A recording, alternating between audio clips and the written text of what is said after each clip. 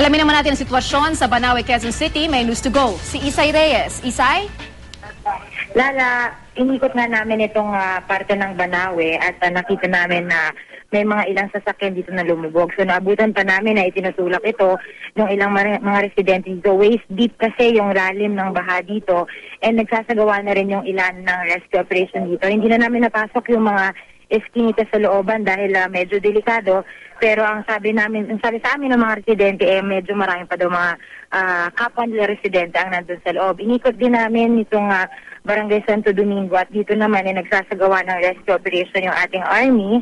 Tapos pinuntahan din natin itong komunidad sa may Araneta Avenue at dito naman ay ganun din, waist deep din ng lalim ng tubig at tuloy-tuloy naman ang isinasagawang rescue operation.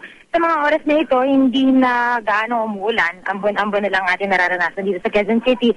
Pero gayon pa man, patuloy pa rin nga ang ginagawang rescue operation at malaking factor daw ito para mas mapabilis itong ginagawa nilang pagpasok dun sa mga apektadong komunidad. Yan muna ang latest, Lala. 60 feet. Maraming salamat, Isay Reyes.